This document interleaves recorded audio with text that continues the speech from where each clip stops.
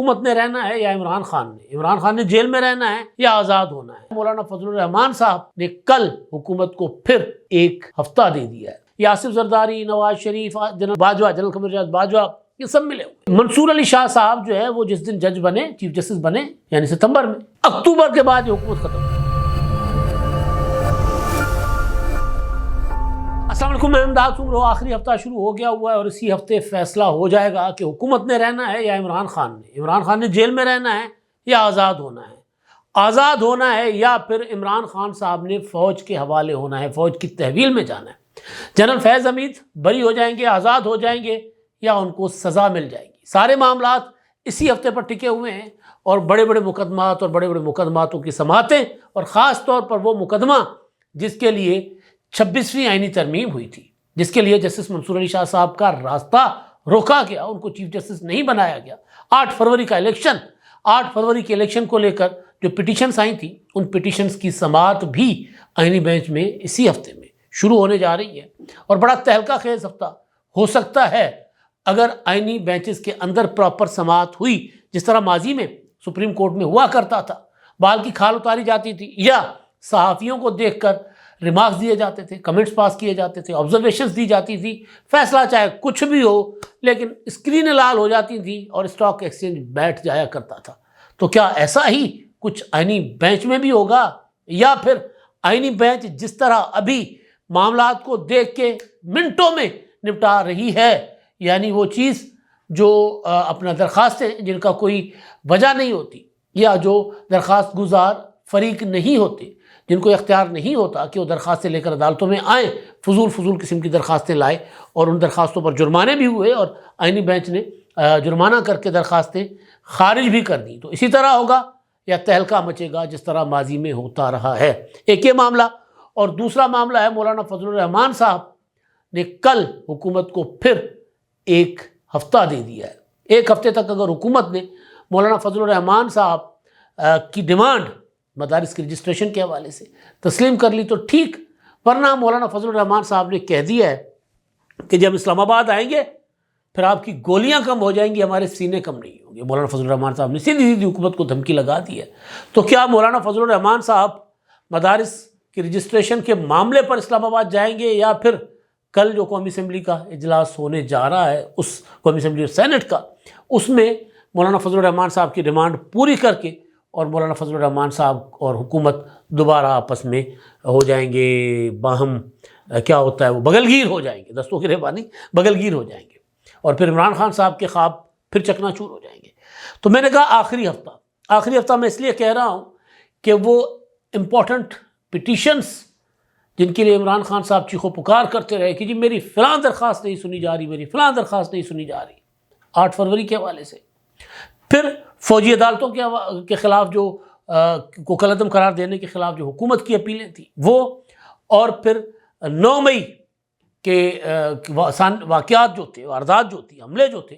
اس پر judicial commission بنانے کے جو عمران خان صاحب کی ڈیمانڈ تھی وہ، اور پھر جو 25 مئی کو عمران خان صاحب نے توہین عدالت کیا تھا، اور عدالت نے کہا تھا، یہ آفریدی صاحب نے کہا تھا اس وقت بینچ میں بیٹھ کر کہ توہین عدالت تو ہوئی ہے، سامنے نظر آ رہا ہے، لیکن عمر عطا بنجال نے کہا کہ نہیں، ہو سکتا ہے کہ عمران خان کو عدالت کے احکامات کا پتہ نہ چلا ہو، اس لیے عمران خان صاحب جو ہے وہ لشکر لے کر اسلام آباد شہر میں داخل ہو گئے۔ آپ کو یاد ہوگا عمران خان نے اپریل میں حکومت گنوانے کے بعد آئینی طریقے سے عمران خان صاحب کو جب گھر اقتدار سے نکالا گیا تو عمران خان صاحب گھر سے نکل کر سڑک پر آ گئے، اور انہوں نے کہا کہ میں تو تحریک چلاؤں گا، یہ رجیم چینج سازش ہے، امریکہ نے مجھے نکالا ہے، میں نے ایبسلیوٹلی ناٹ کہا تھا اس وجہ سے، میں روس گیا تھا اس وجہ سے۔ یہ آصف زرداری، نواز شریف، جنرل باجوہ، جنرل قمر باجوہ، یہ سب ملے ہوئے، اور باجوہ صاحب کو انہوں نے کہا تھا میر جعفر میر صادق، نیوٹرل، جانور، پتہ نہیں کیا کیا، تو انہوں نے ایک تحریک شروع کر رکھی تھی، اور پھر انہوں نے 25 مئی کو یہ دھمکی دے کر لانگ مارچ شروع کیا کہ جی انتخابات کروائیں ورنہ میں اسلام آباد کی طرف چڑھائی کروں گا، اور کے پی کے میں سرکاری وسائل سے اسی طرح اسلام آباد کی طرف چڑھائی کرتے ہوئے آ رہے تھے جس طرح اب علی امین گنڈا پور آئے 2-3 بار، لیکن اس وقت فرق یہ تھا کہ اس وقت رانا ثناءاللہ وزیر داخلہ تھے، اور رانا ثناءاللہ نے اٹک پل پر روک دیا، انہوں نے کہا بڑھ کر آگے دکھائیں۔ تو پی ٹی آئی دوڑی سپریم کورٹ میں گئی کہ دیکھیں جی ہم تو اسلام آباد پر چڑھائی کرنے جا رہے اور یہ ہمیں چڑھائی نہیں کرنے دے رہے۔ آپ کو یاد ہوگا، میں صرف بتاتا ہوں کہ مقدمہ ہے کیا۔ تو اس پر پھر عدالت نے بلایا حکومت کو بھی، بابر اعوان صاحب وکیل تھے، اور دونوں میں عدالت نے تصفیہ کروایا، جو کہ عدالت کا کام نہیں تھا۔ عدالت ایک آرڈر جاری کرتی کہ بھئی اسلام آباد پر چڑھائی ہو سکتی ہے یا نہیں ہو سکتی، لیکن یہاں کیونکہ پولیٹیکل عدالت تھی عمرتا بندیال کی، انہوں نے کہا کہ دیکھیں جی عمران خان جہاں آنا چاہتے ہیں وہاں تو نہ صحیح، لیکن ان کو آنے دیا جائے لشکر لے کر۔ اپنا F9 پارک معاہدہ ہوا، معاہدے کی خلاف ورزی عمران خان نے کی، اور عمران خان صاحب جناح ایوینیو تک پہنچے، چائنا چوک تک یا کلثوم پلازا تک پہنچ گئے تھے، اور پھر رانا ثناءاللہ صاحب نے دھمکی دے کر عمران خان صاحب کو وہاں سے دم دبا کر بالکل اسی طرح بھاگنے پر مجبور کیا، جس طرح ابھی علی امین گنڈاپور، بشرا بی بی، اور اس سے پہلے علی امین گنڈاپور سنگجانی کے مقام سے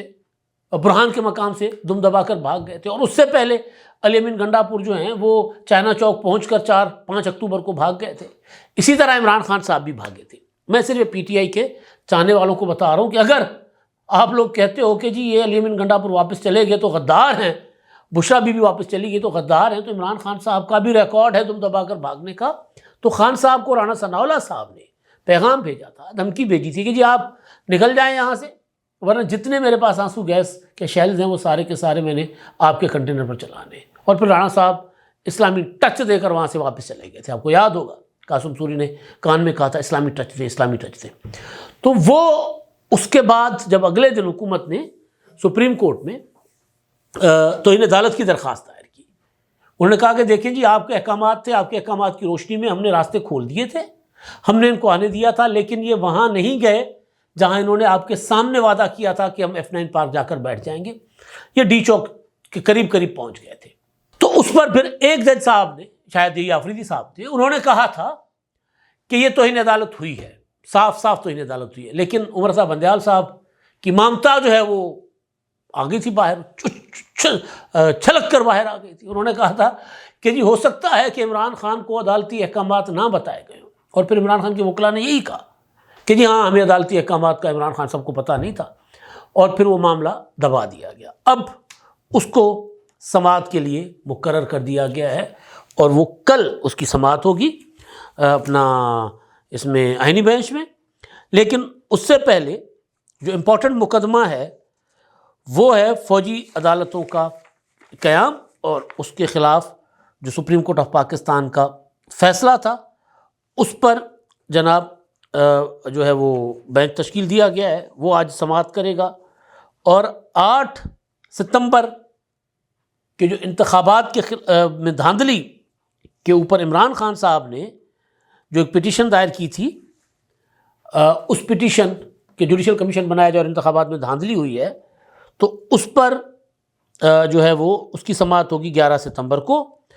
اور اس کے لیے بھی بینچ تشکیل دیا گیا ہے۔ جسٹس جمال مندوخیل صاحب، جسٹس محمد علی مظہر صاحب، جسٹس حسن اظہر رضوی صاحب اس آئینی بینچ میں شامل ہیں۔ اس کے علاوہ جسٹس مسرت ہلالی صاحبہ، جسٹس نعیم افغان اور جسٹس شاہد بلال یہ اس آئینی بینچ کا حصہ ہوں گے، اور یہ وہ پٹیشن ہے جس پٹیشن کی وجہ سے عمران خان صاحب ڈراتے رہے حکومت کو، اور حکومت ڈر گئی۔ 12 جولائی کے مخصوص نشستوں کے فیصلے کے بعد، جس میں تحریک انصاف نہ حقدار نہ دعوے دار، ان کو جب مخصوص نشستیں دی گئیں، فیصلہ کیا گیا کہ جی 8 ججوں نے کہ مخصوص نشستیں پی ٹی آئی کا حق بنتا ہے، تو اس کے بعد عمران خان کہنا شروع ہو گیا کہ منصور علی شاہ صاحب جو ہے وہ جس دن جج بنے، چیف جسٹس بنے، جج تو ہیں چیف جسٹس بن گئے یعنی ستمبر میں، تو اکتوبر کے بعد یہ حکومت ختم ہو جائے گی، 4 حلقے کھلیں گے اور منصور علی شاہ صاحب حکومت کو گھر بھیج دیں گے۔ اور عمران خان صاحب نے پٹیشن دائر کی ہوئی تھی، اور وہ کہتے تھے کہ قاضی فائز عیسیٰ جو ہیں وہ لندن پلان کا حصہ ہیں، وہ تو میری پٹیشنز نہیں سن رہے، لہٰذا قاضی فائز عیسیٰ صاحب جو ہیں وہ جب جائیں گے، منصور علی شاہ صاحب آئیں گے تو حکومت کو گھر بھیج دیں گے۔ وہ والا معاملہ اب آئینی بینچ میں آ رہا ہے۔ منصور علی شاہ صاحب نے آخری کوشش کی، ابھی 2-3 دن پہلے انہوں نے جوڈیشل کمیشن کے اجلاس سے پہلے 2 خط لکھے چیف جسٹس کو، اور چیف جسٹس کو خط لکھ کر انہوں نے کہا کہ جی کیونکہ میں نے اور جسٹس منیب اختر نے بطور ججز کمیٹی کے ارکان کی میجورٹی کے، ہم نے فیصلہ کیا کہ جو آئینی بینچز کے خلاف یا 26ویں آئینی ترمیم کے خلاف پٹیشنز ہیں اس کے لیے فل کورٹ تشکیل دیا جائے، اور فل کورٹ تشکیل ہم نے دے دیا، اور ہم نے 4 نومبر کے لیے فل کورٹ میں مقدمہ فکس کر دیا تھا اور رجسٹرار کو کہہ دیا تھا، لیکن رجسٹرار نے وہ لگایا نہیں تھا، اپنا کاز لسٹ جاری نہیں کی تھی. تو لہٰذا پہلے آپ فل کورٹ بنائیں، آئینی بینچوں کا اپنا 26 آئینی ترمیم کا فیصلہ کریں، اس کے بعد جو ہے وہ آگے چلے معاملات. یعنی آئینی بینچ بھی وہ چاہ رہے تھے کہ ان جج صاحبان کو جو اپنا فل کورٹ میں ان جج صاحبان کو بھی 26 آئینی ترمیم کے خلاف بٹھاتے جو مستفید ہوئے، یعنی بذات خود چیف جسٹس صاحب، اور وہ جج صاحبان بھی جن کو اس سے نقصان ہوا، جو براہ راست فریق ہیں، یعنی چیف جسٹس بھی اور متاثر ہونے والے جج صاحبان بھی، جن میں منصور علی شاہ صاحب بھی تھے، منیب اختر صاحب بھی تھے، محمد علی مظہر کو بھی آگے چل کے فائدہ ہو سکتا تھا اس کا، تو وہ بھی فل کورٹ میں شامل ہو. تو بہرحال چیف جسٹس صاحب نے کہا کہ جی یہ تو معاملہ اب آئینی بینچ ہی دیکھے گا، ہمارے کیونکہ آئینی بینچ بن گئے ہیں، ابھی آئینی بینچ کا کام ہے، ہم نہیں دیکھ سکتے. تو وہ آخری سی کوشش جو تھی چیف منصور علی شاہ صاحب کی، وہ بھی کامیاب نہیں ہوئی. تو یہ والا مقدمہ جو ہے، اس کو ظاہر کافی ٹائم ہو گیا تھا، لیکن مسئلہ یہ تھا کہ جو عمر عطا بندیال کی عدالت تھی نا، عمر عطا بندیال کی وہ عدالت، تو ہوا یہ تھا لاہور میں آپ کو ایک چھوٹا سا مثال دیتا ہوں نا، وہ کہتے چاولوں کی دیگ سے ایک دانہ اٹھا لی، صرف ایک دانہ آپ کے سامنے رکھتا ہوں. آپ کو یاد ہوگا پنجاب میں پرویز الہی اور حمزہ شہباز کے درمیان وزیر اعلیٰ کا الیکشن ہوا تھا. ڈپٹی اسپیکر دوست محمد وزاری نے حمزہ شہباز کو کامیاب ڈکلیئر کیا تھا. پی ٹی آئی نے بھی صرف اعلان کیا تھا کہ ہم سپریم کورٹ میں پٹیشن دائر کریں گے، ابھی وکیل فائنل نہیں ہوئے تھے، ابھی پٹیشن نہیں بنی تھی، تو لاہور رجسٹری میں جج صاحبان آ کے بیٹھ گئے تھے اور کئی گھنٹوں کے بعد جا کر پٹیشن ہوئی تھی فائل، اور اس کی بنیاد پر پھر آگے چل کے ایک آدھ مہینے میں حمزہ شہباز کی حکومت کو فارغ کر دیا گیا تھا. تو ایک وقت وہ بھی تھا. لیکن اب جسٹس قاضی فائصہ صاحب جب آئے تو انہوں نے یہ کیا، انہوں نے کہا کہ جی نمبرنگ ہوگی بھائی، ایسے نہیں ہے، لائن میں لگو، پہلے لائن میں لگو. ہاں انتہائی اہم نوعیت کے معاملات ہوں تو وہ دیکھے جا سکتے ہیں. اس وجہ سے ان کی پٹیشن نہیں لگی، اور پھر اب وہ چلے گئے قاضی صاحب، آئینی بینچ اپنا 26 آئینی ترمیم آ گئی، آئینی بینچز بن گئے، سارا کچھ ہو گیا. تو وہ پٹیشن جو ہے وہ اب 11 کو یعنی پرسوں وہ لگے گی. اور وہ ایک پٹیشن جو تھی آپ کو یاد ہوگا فوجی عدالتوں والی، کہ 9 مئی کے بعد فوجی عدالتیں بنی. تو جب فوجی عدالتیں بنی تو اس پر پی ٹی آئی، جسٹس جواد خواجہ صاحب، اعزاز احسن صاحب اور کئی لوگ بشمول عمران خان وہ چلے گئے تھے اس میں، اللہ آپ کا بھلا کرے، سپریم کورٹ میں فوجی عدالتوں کے خلاف. تو فوجی عدالتوں کے خلاف جو ہے وہ ایک بینچ بنا، اور یہ بینچ تھا اعجاز الحسن، منیب اختر، مطلب بینچ سنیں نام صرف زبردست، اعجاز الحسن صاحب، منیب اختر، مزار اکبر نقوی، یہی آفریدی، عائشہ ملک صاحبہ. اب اس میں اعجاز الحسن اور مزار اکبر نقوی تو ریزائن کر کے بھاگ گئے. کل کہا تھا پرسوں جسٹس کا اپنا منصور علی شاہ صاحب نے، صحافیوں نے سوال کیا تھا کہ آپ کے ریزائن استعفے دینے کی خبریں ہیں، تو انہوں نے کہا کہ میں بھاگ نہیں جاؤں گا، میں بھاگوں گا نہیں، مقابلہ کروں گا بیٹھ کر حالات کا، اور استعفیٰ نہیں دوں گا. تو بہرحال اس بینچ نے فوجی عدالتوں کو کالعدم قرار دے دیا تھا، بلکہ فوجی عدالتوں کے قانون کو کالعدم قرار دے دیا تھا. پھر حکومت نے اپیل دائر کی، اور پھر جسٹس قاضی فائصہ صاحب کے دور میں مشروط اجازت دی گئی کہ جی جنہوں نے کم جرم کیا ہے، جن کو چند ماہ کی سزا ہو سکتی ہے، یعنی جتنی جیل ابھی تک وہ بھگت چکے ہیں بطور حوالاتی، ان کے آپ معاملات نپٹا دیں، جو آزاد ہو سکتے ہیں ان کو آزاد کر دیں، اور باقی اس میں کوئی 20 کے قریب لوگ اس طرح ریلیف ان کو مل گیا تھا، سزائیں ہو چکی تھی لیکن کیونکہ وہ سزائیں کم تھیں وہ رہا ہو گئے. تو 85 کے قریب ابھی تک فوجی عدالتوں میں بشمول عمران خان صاحب کے بھانجے حسان نیازی، ان کے مقدمات فوجی عدالتوں میں ٹرائل ہو چکے ہوئے ہیں، اور وہ تقریباً کمپلیٹ ہیں. اب صرف اور صرف انتظار ہے کہ وہ جو عدالت نے مشروط اجازت دی تھی کہ ان کے سب فیصلے سنائے، اور باقی جب تک فوجی عدالتوں کو کالعدم قرار دیے جانے کے خلاف فیصلوں کے خلاف اپیلوں کا فیصلہ نہیں ہوتا، تب تک فوجی عدالتیں فیصلے نہیں سنا سکتی. وہ مقدمہ بھی اب 7 رکنی جو ہے فل کورٹ، اس میں جن کے میں نے نام آپ کو بتا دیے تھے پہلے، اس میں آج اس کی سماعت ہوگی، اور آئندہ 2-3 دنوں میں اس کو نپٹا دیا جائے گا، کیونکہ آئینی بینچ بڑا کلیئر اور بڑا ایک صاف اور شفاف انداز میں معاملات کو چلا رہا ہے. تو یہ معاملہ اسی طرف چلا جائے گا. 9 مئی کی تحقیقات کے حوالے سے عمران خان صاحب کی درخواست تھی جوڈیشل کمیشن بنانے کی PTI کی، اس کی سماعت کل ہوگی آئینی بینچ میں. اور ارشد شریف کا معاملہ ہے، اس کی بھی سماعت ہونی ہے آگے چل کے اسی ہفتے میں. اور اس کے علاوہ چیف الیکشن کمشنر سکندر سلطان راجہ کے خلاف کی تعیناتی کے خلاف پٹیشن ہے، وہ بھی 11 ستمبر کو اس کی بھی سماعت ہوگی. تو لائن لگی ہے آئینی بینچ میں. اور آئینی بینچ کا جو ریکارڈ ابھی تک ہے یہ مختصر عرصے کا، وہ یہ بتا رہا ہے کہ جی وہ مقدمہ آتا ہے اور سنتے ہیں اور دیکھتے ہیں کہ جی اس کا جو پٹیشنر ہے اس کی وہ فریق بن سکتا ہے نہیں بن سکتا، لوکا اسٹینڈا اس کا ہے کہ نہیں ہے، یا پھر وہ جو پٹیشن لے کر آئے پٹیشن بنتی بھی ہے کہ نہیں بنتی، سنتے ہیں اور فارغ کر دیتے ہیں یا جرمانہ کر دیتے ہیں. تو اسی طرح کچھ معاملات 9 مئی اپنا یہ جو جوڈیشل کمیشن والا معاملہ ہے 8 فروری کے انتخابات کا، یا ایون 9 مئی کے حملوں کا، اس میں اگر جوڈیشل کمیشن بن بھی جاتا ہے تو اس میں بھی PTI پھنس جائے گی. اور جن کے اوپر جوڈیشل کمیشن بنے گا اس کو عمران خان صاحب مانتے نہیں مانتے، وہ تو کہیں گے منیب اختر کے اوپر منصور علی شاہ صاحب ہوں، اور اسی طرح 1-2 اور اپنے جج کہیں گے جن کو اپنا جج کہتے ہیں، وہ کہتے ہیں ہم نہیں کہتے کہ ان پہ کے اوپر مشتمل ہو. اگر ایسا کوئی جوڈیشل کمیشن چاہے 8 فروری کے لیے ہو چاہے 9 مئی کے لیے ہو تو عمران خان مانیں گے، ورنہ عمران خان نہیں مانیں گے. عمران خان کیوں نہیں مانیں گے؟ کیونکہ آخری ہفتہ چل رہا ہے. اب کچھ حلقے کھلنے نہیں کھلنے، عام انتخابات کے معاملات، وہ عمران خان کو پہلے پروو کرنا ہوگا کہ جی ہم جتنا بڑا الزام لگا رہے ہیں اتنی ہماری پٹیشنز یعنی وہ جو ہوتا ہے الیکشن عذرداریاں الیکشن ٹرائبیونلز میں ہیں کہ نہیں ہیں. پہلے تو بھائی اپروپریٹ فورم پر آپ گئے ہو یا نہیں گئے، یہ بھی تو ہوگا نا. تو کافی ساری چیزیں ڈسکس ہوں گی. تو ہفتہ بڑا امپورٹنٹ ہے. اور اسی ہفتے میں استاد سعید چودھری صاحب کا کہنا ہے کہ فیض حمید کا فیصلہ بھی ہو جائے گا. وہ یہ کہہ رہے ہیں کہ 15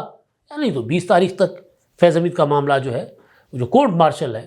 وہ فائنل ہو جائے گا. اور اس کے بعد فیض حمید اور عمران خان کے جو مشترکہ جرائم ہیں ان میں عمران خان صاحب کو فوجی عدالتوں کے حوالے کیا جا سکتا ہے یا کورٹ مارشل کیا جا سکتا ہے. لیکن ظاہر ہے اس کے لیے ممکن ہے کہ یہ فیصلہ کرنے والے فیصلہ ساز جو ہیں وہ انتظار کر رہے ہیں کہ پہلے سپریم کورٹ کا جو آئینی بینچ ہے وہ فوجی عدالتوں کے متعلق جو اپیل ہے اس کا فیصلہ کرے، اس کے بعد وہ اکارڈنگلی اپنی حکمت عملی بنائیں گے نا. اور اگر عمران خان صاحب فوجی عدالتوں میں فوج کی تحویل میں چلے جاتے ہیں تو پھر یہ PTI کو ایک بہت بڑا جھٹکا ہوگا. اگر پولیٹیکلی کھیلیں گے تو PTI کے لیے بہت بڑا فائدہ ہوگا. لیکن کیونکہ تحریک انصاف سیاسی انداز میں کھیل نہیں رہی، سیاست کر نہیں رہی، تو ان کے لیے بہت بڑا نقصان اس کا ہو سکتا ہے. تو ایک تو یہ معاملہ، اسی لیے خان صاحب نے 14 تاریخ کی ڈیڈ لائن دے رکھی ہے، 14 تاریخ کی کہ اسی ہفتے کی، کہ اگر مجھے رہا کرو گے تو ٹھیک ہے، ورنہ میں نے سول نافرمانی کی تحریک چلا دینی ہے. تو سول نافرمانی کی تحریک کا کارڈ جو ہے وہ عمران خان نے دکھایا اور وہیں پہ وہ فارغ ہو گیا. تو وہ کارڈ چلا نہیں، وہ جوکر ثابت ہوا. تو وہ کوئی ترک کا پتہ نہیں تھا، وہ جوکر تھا تو جوکر ہی ثابت ہوا. تو وہ اس کا کوئی ایون عمران خان کی اپنی پارٹی بھی اس کو سنجیدہ نہیں لے رہی. تو اب عدالتوں کے اندر معاملات جو ہیں وہ امپورٹنٹ ہیں، یعنی سول نافرمانی سے زیادہ عدالتوں کے کیسز. عمران خان صاحب کے اگر حق میں 1-2 فیصلے آ جاتے ہیں تو ظاہر عمران خان صاحب کو مورلی فتح ہو جائے گی، حکومت کے لیے بڑا دھچکا ہوگا. اگر ایون 8 فروری کے انتخابات کے اوپر جوڈیشل کمیشن بنتا ہے تو بھی عمران خان صاحب کو مورلی بہت زیادہ بوسٹ مل جائے گا. اور اگر فوجی عدالتیں کالعدم قرار دیے جانے کے خلاف جو سپریم کورٹ کا فیصلہ تھا وہ فیصلہ آئینی بینچ برقرار رکھتی ہے تو بھی PTI کے لیے بڑا ایک ریلیف ہوگا اور وہ کافی سارا PTI کو اس کا بھی فائدہ ہوگا. لیکن اگر ان میں سے کوئی ایک فیصلہ PTI کے اگینسٹ جاتا ہے اور خاص طور پر فوجی عدالتوں والا تو ظاہر اس سے PTI کو بہت بڑا دھچکا ہوگا. اور فیض حمید پر نظر PTI کی بھی ہے اور باقیوں کی بھی. وہ مولانا فضل الرحمان صاحب نے کل اسرائیل مرد آباد کانفرنس جو تھی پشاور میں، اس میں انہوں نے لمبی چوڑی تقریر کی ہے اور انہوں نے کہا ہے کہ جناب جو وعدے کیے تھے، جو باتیں بیٹھ کر ہوئی تھیں صدر زرداری صاحب میں، نواز شریف صاحب میں، بلاول بھٹو زرداری صاحب میں، وہ مدارس کے رجسٹریشن کے حوالے سے اس سے وہ مکر گئے. پاس کیا ہوا بل جو ہے اس پر صدر صاحب اعتراض کر رہے ہیں، دستخط نہیں کر رہے، اور ظاہر وہ کہہ رہے ہیں کہ باہر کا دباؤ اس وجہ سے نہیں کر رہے. لیکن ہمیں فرق نہیں پڑتا کہ آپ پر دباؤ ہے نہیں ہے. دوسرا وہ کہتے ہیں کہ مولویوں کو آپس میں لڑایا جا رہا ہے. انہوں نے کہا ہے کہ جی ہم اسلام آباد کی طرف جب آئیں گے تو کوئی ہمیں روک نہیں سکے گا، ہمیں آنے پر مجبور مت کرو۔ اور انہوں نے کہا ہے کہ ہم اگر 17 تاریخ کے بعد 17 کو، یعنی ابھی انہوں نے مہلت دے دی ہے، 17 دسمبر کو پھر ہم فیصلہ کریں گے، تاریخ دیں گے، تب تک انہوں نے حکومت کو وقت دیا ہے کہ وہ سوچے، فیصلہ کرے۔ اور بات ٹھیک ہے کہ مولانا فضل الرحمان صاحب اگر لانگ مارچ لے کر اسلام آباد کی طرف جائیں گے تو واقعتاً حکومت کے لیے بہت بڑا ڈیمیجنگ ہوگا، لیکن مجھے نہیں لگتا کہ یہ نوبت حکومت آنے دے گی۔ مولانا صاحب کو منا دے گی، گیو اینڈ ٹیک ہوگا، کچھ مولانا صاحب کی شرائط مان لیں گے، کچھ اپنی منوا لیں گے، کچھ اپنے لیے فیس سیونگ لے لیں گے، کچھ مولانا صاحب کو فیس سیونگ دے دیں گے۔ اور اس کے لیے بھی یہ والا ہفتہ جو آج سے شروع ہو رہا ہے بڑا اہم ہے۔ اب تک کے لیے اتنا ہی، اللہ حافظ۔